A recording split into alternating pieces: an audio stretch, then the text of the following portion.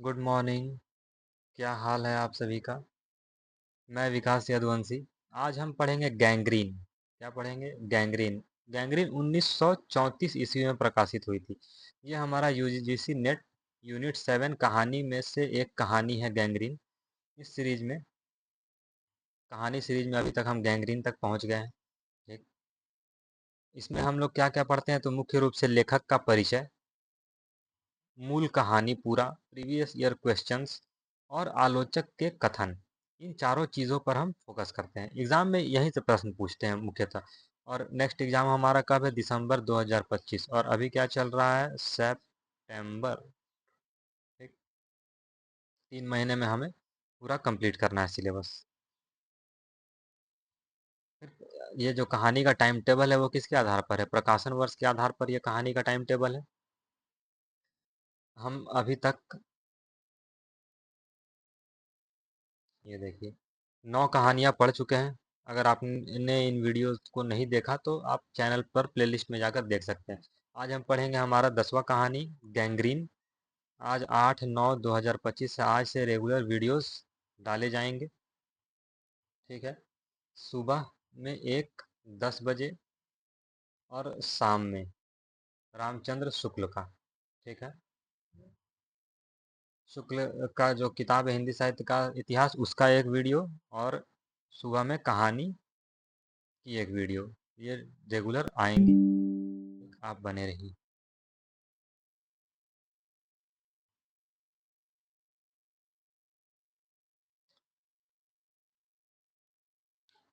इसमें देखिए अब लेखक किन्होंने कहानी की रचना की तो अज्ञेय ने इस कहानी की रचना की थी। प्रकाशन वर्ष इसका कब है? तो 1934 ईस्वी में यह कहानी प्रकाशित हुई थी। इसका कहानी संग्रह क्या है?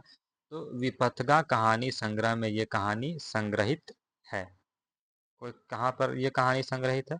तो विपथगा कहानी संग्रह में ये कहानी संग्रहित है।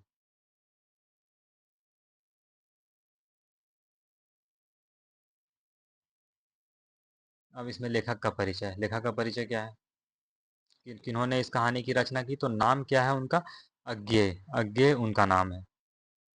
पूरा नाम क्या है? सच्चिदानंद हीरानंद वात्स्यायन अज्ञेय। ये तो आपको पता ही है, नहीं तो आप नोट कर लीजिएगा, एग्जाम में ऐसे प्रश्न पूछे जाते हैं लगभग। नाम तो आपको, अगर आप हिंदी साहित्य के विद्यार्थी हैं तो नाम तो आपको पूरा याद होना ही चाहिए। ठीक। जन्म इनका कब हुआ? तो 7 मार्च 1911 में इनका जन्म हुआ। और अज्ञेय को पुरस्कार मिले थे तो कौन से? तो साहित्य अकादमी पुरस्कार कब मिला? तो 1964 में। ज्ञानपीठ पुरस्कार कब मिला? तो 1978 में। और कविता के लिए इनको एक अंतर्राष्ट्रीय पुरस्कार भी मिला था, उसका नाम था गोल्डन ब्रिथ। क्या नाम था? गोल्डन ब्रिथ पुरस्कार से उन्हें सम्मानित किया गया था। और जो मुख्य फैक्ट है उसको याद रखना है। जो गैंग्रीन कहानी है ना जो हम पढ़ रहे हैं, वो एक समय रोज नाम से भी जानी जाती थी। ठीक। तो रोज नाम से वो विपथगा कहानी संग्रह में प्रकाशित हुई थी। और गैंग्रीन नाम से जयदोल नामक कहानी संग्रह में प्रकाशित हुई थी। इन दोनों फैक्ट्स को आपको ध्यान में रखना है। ठीक। रोज नाम से किसमें? विपथगा कहानी संग्रह में। और गैंग्रीन के नाम से जयदोल नामक कहानी संग्रह में। जयदोल में कितनी कहानियां हैं? कुल 12 कहानियां। तो नंबर 1 पे कौन है? तो पठार का धीरज, दूसरा सांप, तीसरा आदमी की डायरी, वसंत, खिली बेनू की बत्तखें, वे दूसरे, कवि प्रिया, नाग पर्वत को एक घटना, गैंग्रीन, नीली हंस, सी, मेजर चौधरी की वापसी, जय दोल। इसको भी एक बार आप देख लीजिएगा अच्छे से। प्रमुख पात्र कौन कौन से हैं? तो एक होती है इसमें मालती। ठीक है। ये, उसके बाद महेश्वर, ये दोनों पति पत्नी होते हैं। इसका एक बेटा होता है टीटी। और मैं मतलब वो कहानीकार। जब हम कहानी को, मूल कहानी पढ़ेंगे ना तब आप देखिएगा उसमें एक जो कहानीकार है वो खुद ही बताते हैं सारी घटनाओं को। और वो मालती के रिश्ते का भाई होता है।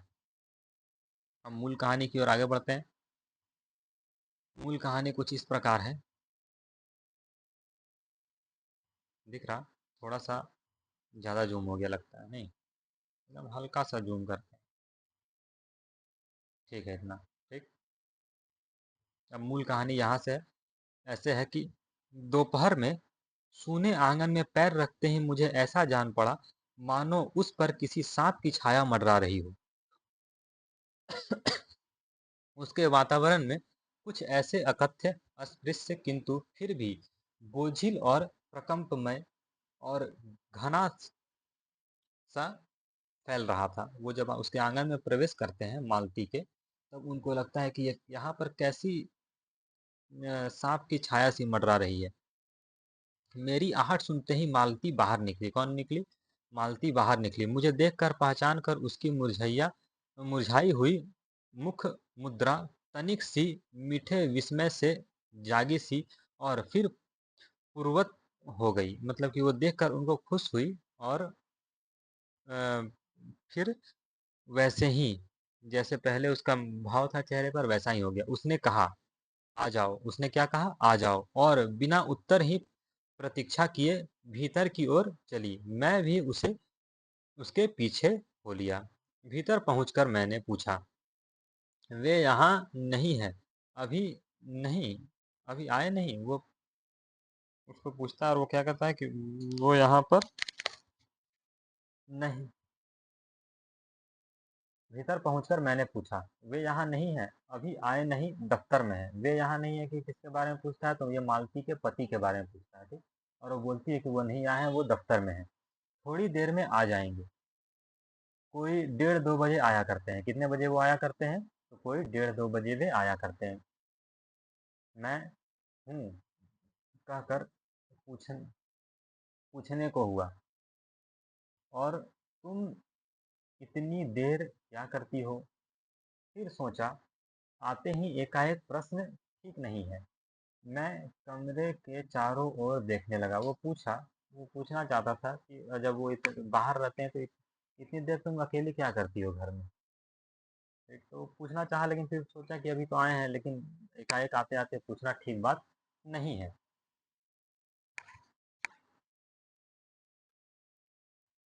इतनी धूप में तो आए हो यहाँ तो? मैंने कहा, अच्छा, लाओ मुझे दे दो। वह शायद ना करने वाली थी, पर तभी दूसरे कमरे से शिशु की रोने की आवाज़ सुनकर उसने चुपचाप पंखा मुझे दे दिया। ठीक, वो बोलती है गर्मी से आए हो, वो शायद उसको पंखा हाँक रही होगी, तो उससे मांगा तो वो चुपचाप उसको पंखा देकर आगे चल गई और घुटनों पर हाथ टेक कर थकी हुई "हूँ" कह करके उठी और भीतर चली गई। मतलब कि जैसे मान लीजिए हम बहुत थके रहते हैं, तो घुटने पर हाथ रख कर नहीं उठते हैं, तो अपने आप अंदर से थकान भरी आवाज़ निकलती है। उसी आवाज़ कैसी आवाज़ निकलती है? "हुँ" करके। उसी दृश्य के बारे में यहाँ बताया गया है। मैं उसके जाते हुए दुबले शरीर को देखकर सोचता रहा, यह क्या है? यह कैसी छाया सी इस घर पर छाई हुई है? यह क्या है? यह कैसी छाया सी इस घर पर छाई हुई है? मालती मेरी दूर के रिश्ते की बहन बहिन है। मालती क्या है? तो मालती उसके दूर के रिश्ते की बहन है, किंतु उसे सखी कहना ही उचित है, क्योंकि हमारा परस्पर संबंध सख्य का ही रहा है। उसके बचपन से इकट्ठे खेले हैं, इकट्ठे लड़े हैं, इकट्ठे पीटे हैं, और हमारी पढ़ाई भी बहुत सी इकट्ठे ही हुई थी। और हमारे व्यवहार में सदा सख्य के स्वेच्छा और स्वच्छंदता रही है। वह कभी भ्रातृत्व के और बड़े छोटेपन के बंधनों में नहीं घिरे। वे मतलब कि है तो रिश्ते में भाई, लेकिन भाई बहन से ऊपर उठकर इनके बीच दोस्ती का संबंध है, क्योंकि वो बचपन से खेले हैं, इकट्ठे लड़े हैं, इकट्ठे मार भी खाए हैं घर वालों से। ठीक, इसी कारण उनकी बीच में दोस्ती गहरी है। मैं मैं आज कोई 4 वर्ष के बाद उसे देखने आया हूँ। कितने वर्ष के बाद देखने आया था वो? उसको 4 वर्ष के बाद देखने आया। जब मैंने उसे इससे पूर्व देखा था, तब वह लड़की थी, अब वह विवाहित है, एक बच्चे की माँ भी है। इससे कोई परिवर्तन उसमें आया होगा, और यदि आया होगा तो क्या? वह सोचता है। वो तो पहले लड़की थी जब उससे मिलने आया था, तो अब वो विवाहित है, एक बच्चे की माँ भी है, तो इसमें इससे कोई परिवर्तन आया होगा तो वो क्या होगा? यह मैंने अभी सोचा नहीं था, किंतु अब उसकी पीठ की ओर देखता हुआ मैं सोच रहा था, यह कैसी छाया इस घर पर छाई हुई है, और विशेषतया मालती पर। वो सोच रहा है कि ये कैसी छाया है कि सब कुछ एकदम उदास उदास जैसा है। मालती भी उदास है, उतना उसके चेहरे पर खुशी नहीं है। वो देखकर ये सोचता है। मालती बच्चे को लेकर लौट आई और फिर मुझसे कुछ दूर नीचे बिछी हुई दरी पर बैठ गई। मैंने अपनी कुर्सी घसकाकर कुछ उसकी ओर उन्मुख होकर पूछा, इसका नाम क्या है? मालती ने बच्चे की ओर देखते हुए उत्तर दिया, नाम तो कोई निश्चित नहीं किया है, वैसे टीटी कहते हैं। क्या कहते हैं? टीटी कहते हैं। मैंने उसे बुलाया, टीटी टीटी आ जा। पर वह अपनी बड़ी बड़ी आंखों से मेरी ओर देखता हुआ अपनी माँ से चिपट गया और रुआंसा सा होकर, मतलब रोने जैसा होकर कहने लगा, जैसे बच्चे लोग नहीं करने लगते हैं, वैसे ही वो करने लगा। मालती ने फिर उसकी ओर एक नज़र देखा और फिर बाहर आंगन की ओर देखने लगी। काफी देर मौन रहा। थोड़ी देर तक तो वह मौन आकस्मिक ही था, जिसमें मैं प्रतीक्षा में था कि मालती कुछ पूछे। किंतु उसके बाद एकाएक मुझे ध्यान हुआ, मालती ने कोई बात ही नहीं की। यह भी नहीं पूछा कि मैं कैसा हूँ, कैसे आया हूँ। चुप बैठी है। क्या विवाह के 2 वर्ष में ही वह बीते दिन दिन भूल गई?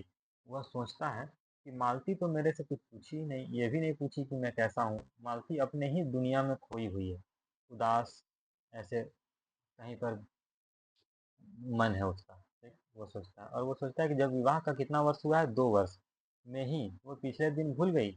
या अब मुझे दूर इस विशेष अंतर पर रखना चाहिए, क्योंकि वह निर्बाध स्वच्छंदता अब तो नहीं हो सकती। पर फिर भी, क्या उसके बाद, पर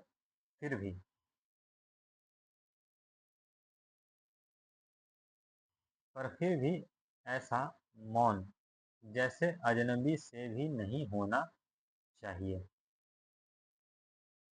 ठीक?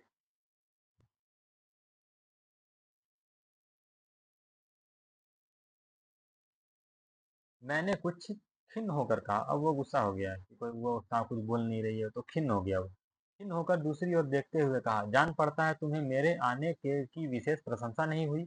उसने एकाएक चौंक कर कहा। हम्म। जैसे कि मान लीजिए कोई अपने ख्यालों में खोया है, कोई चुपचाप बैठा है, अगर हम उससे कुछ कहते हैं तो वो नहीं कहता हूँ। यह हूँ प्रश्न सूचक था, किंतु इसलिए नहीं कि मालती ने मेरी बातें सुनी नहीं थी, केवल विस्मय के कारण। इसलिए मैंने अपनी बातें दोहराई नहीं, चुप बैठा रहा। मालती कुछ बोली ही नहीं। थोड़ी देर बाद मैंने उसकी ओर देखा। वह एकाएक वो एक टक मेरी ओर देख रही थी, मेरे उधर उन्मुख मेरे उधर उन्मुख होते ही उसने आंखें नीचे कर ली। फिर भी मैंने देखा, उन आंखों में कुछ विचित्र सा भाव था, मानो मालती के भीतर कहीं कुछ चेष्टा कर रहे हों, किसी बीती हुई बात को याद करने की, किसी बिखरे हुए वायुमंडल को पुनः जगाकर गीतमान करने की, कभी किसी टूटे हुए व्यवहार तंतु को पुनर्जीवित करने की, और चेष्टा में सफल ना हो रहा हो, वैसे जैसे बहुत देर से प्रयोग में लाए हुए अंक को व्यक्ति एकाएक उठाने लगे और पाए कि वह उठता ही नहीं। फिर विस्मित में मानो मर गया, उतने क्षीण बल से उठ नहीं सकता। मुझे ऐसा जान पड़ा मानो किसी जीवित प्राणी के गले में किसी मृत जंतु का टोक डाल दिया गया हो, और वह उसे उतार कर फेंकना चाहे पर उतार ना पाए। मतलब कि वो बोझ भरी भरे जीवन के विषय में यहाँ पर बताने का प्रयास किया गया। तभी किसी ने किवाड़ खटखटाया। क्या हुआ? तभी किसी ने किवाड़ खटखटाया। मैंने मालती की ओर देखा, पर वह हिली नहीं। जब किवाड़ दूसरी बार खटखटाया गया, तब वह शिशु को अलग करके उठी और किवाड़ खोलने लगी। वे, यानी मालती के पति आए। मैंने उन्हें पहली बार देखा था, यद्यपि फोटो से उन्हें पहचानता था। परिचय हुआ। मालती खाना तैयार करने आंगन में चली गई और हम दोनों भीतर बैठकर बातचीत करने लगे। उनकी नौकरी के बारे में, उनके जीवन के बारे में, उस स्थान के बारे में और ऐसे अन्य विषयों के बारे में जो पहले परिचय पर उठा करते थे, एक तरह का स्वरक्षात्मक कवच बनकर। मालती के पति का नाम क्या है? महेश्वर। वह एक पहाड़ी गांव में सरकारी डिस्पेंसरी में डॉक्टर है। क्या है वह? एक पहाड़ी गांव में सरकारी डिस्पेंसरी में डॉक्टर है। उसकी हैसियत से इन क्वार्टरों में रहता है। प्रातः काल 7 बजे, कितने बजे? 7 बजे डिस्पेंसरी चले जाते हैं और 1:30 या 2 बजे लौटते हैं। उसके बाद दोपहर भर छुट्टी रहती है। केवल शाम को 1-2 घंटा फिर चक्कर लगाने के लिए जाते हैं। डिस्पेंसरी के साथ के छोटे से अस्पताल में पड़े हुए रोगियों को देखने और अन्य जरूरी हिदायतें करने, उनका जीवन भी बिल्कुल एक निर्दिष्ट ढर्रे पर चल रहा है। मतलब नित्य दिन वही काम, नित्य वही काम, उसी प्रकार के मरीज, वही हिदायतें, वही नुस्खे, वही दवाइयाँ, वह स्वयं उगताए हुए हैं। और इसलिए, और साथ ही इस भयंकर गर्मी के कारण वह अपने फुर्सत के समय में भी सुस्त हो रहते सुस्त ही रहते हैं। गर्मी के कारण वो सुस्त ही रहते हैं।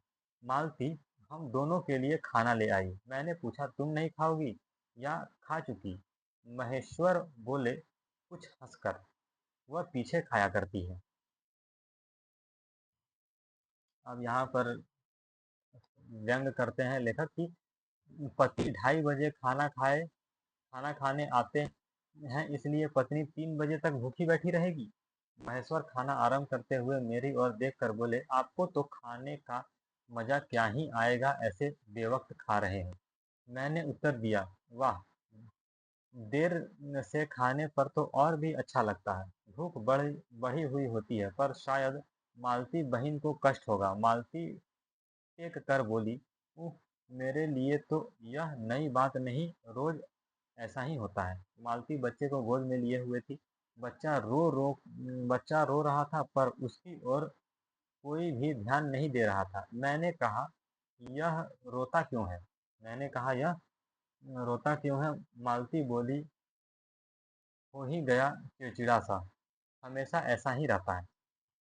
फिर बच्चे को डांट कर कहा, चुप कर, जिससे वह और भी रोने लगा। मालती ने भूमि पर बैठा दिया और बोली, अच्छा ले, रो ले, और रोटी लेने आंगन की ओर चली गई। जब हमने भोजन समाप्त कर लिया तो 3 बजने वाले थे। भोजन समाप्त कर लिया तो कितने बजने वाले थे? 3। महेश्वर ने बताया कि उन्हें आज जल्दी अस्पताल जाना है। वहाँ एक दो चिंताजनक केस आए हुए हैं जिनका ऑपरेशन करना पड़ेगा। दो की शायद टांग काटनी पड़े, गैंग्रीन हो गया है। ठीक है, वो कह रहे हैं कि चिंताजनक ऑपरेशन करना पड़ेगा, दो की टांगे काटनी पड़े तो गैंग्रीन। गैंग्रीन क्या है? विशेषतः एक बीमारी है जो कांटा चुभने से, अगर ध्यान नहीं देने पर, गैंग्रीन हो जाता है और पैर काटना पड़ता है। वही एक बीमारी है गैंग्रीन। थोड़ी ही देर में वह चले गए। मालती किवाड़ बंद कर आई और मेरे पास बैठने ही लगी थी कि मैंने कहा, अब खाना तो खा लो, मैं उतनी देर टीटी से खेलता हूँ। वह बोली, खा लूंगी, मेरा खाने की कौन बात है, किंतु चली गई।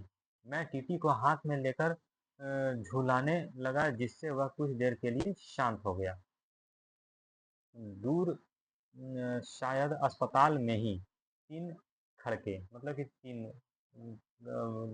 बजे एकाएक मैं चौंका। मैंने सुना मालती वहीं आंगन में बैठी अपने आप ही एक लंबी सी थकी हुई सांस के साथ कह रही है, 3 बज गए, मानो बड़ी तपस्या के बाद कोई कार्य संपन्न हो गया। थोड़ी ही देर में मालती फिर आ गई। मैंने पूछा, तुम्हारे लिए कुछ बचा भी था? सब कुछ तो बहुत था। हाँ, बहुत था। भाजी तो सारी मैं ही खा गया था। हाँ, वहाँ बचा कुछ होगा ही नहीं। यों ही रौब तो ना जमाओ कि बहुत था, मैंने हंसकर कहा। मालती मानो किसी और विषय की बात कहती हुई बोली, यह सब्जी वब्जी तो कुछ होती ही नहीं, कोई आता जाता है तो नीचे से मंगा लेती हूँ। मुझे आए 15 दिन हुए। कितने दिन हुए? तो मालती को आए 15 दिन हुए हैं, जो सब्जी साथ लाए थे वही अभी बरती जा रही है। मैंने पूछा, नौकर कोई नहीं है? कोई ठीक मिला नहीं, शायद 1-2 दिन में आ जाए। बर्तन भी तुम ही गांजती हो, और कौन? कहकर मालती क्षण भर आंगन में जाकर लौट आई। मैंने पूछा, कहाँ गई थी? आज पानी ही नहीं है, बर्तन कैसे मांजेंगे? क्यों? पानी को क्या हुआ? रोज ही तो रोज ही होता है, कभी वक्त पर आता नहीं। आज शाम के 7 बजे आएगा, तब बर्तन मांजेंगे।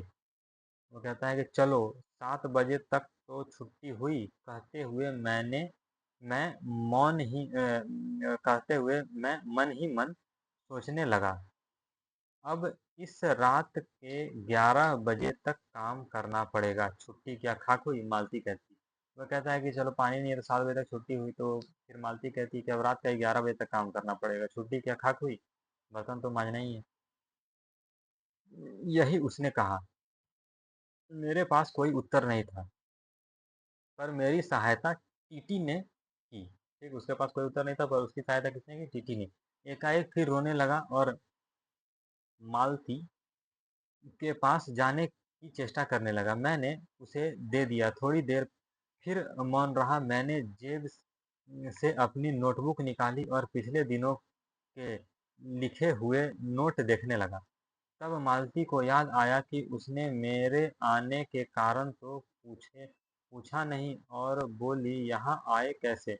मैंने कहा ही तो। अच्छा, अब याद आया, तुमसे मिलने आया था, और क्या करने? ठीक है। तो दो एक दिन रहोगे ना? वो कहती है कि तो 2 दिन एक तो रहो, 1 दिन तो रहोगे ना? नहीं, कल चला जाऊंगा, जरूरी जाना है। मालती कुछ नहीं बोली, कुछ खिन्न सी हो गई। मैं फिर नोटबुक की तरफ देखने लगा। थोड़ी देर बाद मुझे ध्यान हुआ, मैं आया हूँ मालती से मिलने, किंतु यहाँ वह बात करने को बैठी है और मैं पढ़ रहा हूँ। पर बात भी क्या की जाए? मुझे ऐसा लग रहा था कि इस घर पर जो छाया घिरी हुई है, वह अज्ञात रहकर भी मानो मुझे भी वश कर रही है। मैं भी वैसा ही निराश, निर्जीव सा हो रहा हूँ, जैसे, हाँ, जैसे घर, जैसे मालती। यहाँ अब इतना कहानी पढ़ने पर आपको एक बात समझ में आया होगा कि जो मालती का घर है ना, वहाँ पर सभी उदास है। मालती भी उदास है, उसका पति भी उदास है। ठीक है, दोनों, पति दिन दिन रात वही काम कर करके डॉक्टरी का गैंग्रीन में पैर काट, हाथ का हाथ काट काट करके वह बोर उब चुका है।